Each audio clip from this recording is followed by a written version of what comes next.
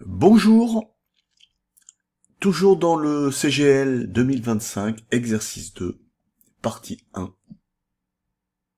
Et on regarde la question 2E. En déduire que alpha est inférieur ou égal à 4/27e.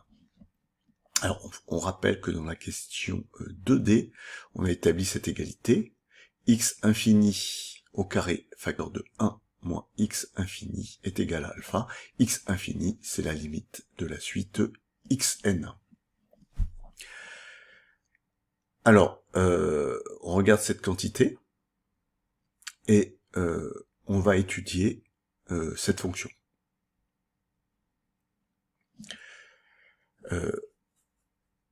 Oui, pourquoi alpha est l'image d'un certain nombre par cette fonction.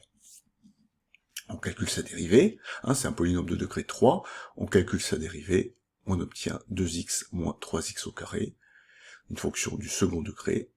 On factorise pour avoir les racines de façon évidente, sans calculer le delta. On a x égale 0, première racine, 0, et la deuxième racine, c'est 2/3.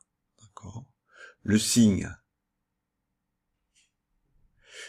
de a à l'extérieur des racines, là, le a il vaut moins 3, donc négatif, négatif ici, positif. Et donc, notre fonction du troisième degré, elle est décroissante, croissante, puis décroissante. Les limites aux bornes, plus l'infini, moins l'infini. L'image de 0, c'est 0.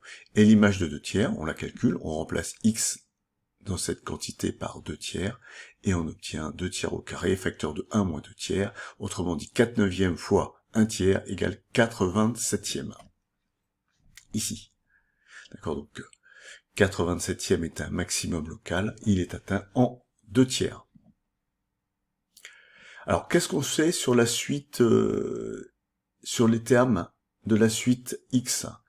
On sait que tous les xn sont compris entre 0 et 1.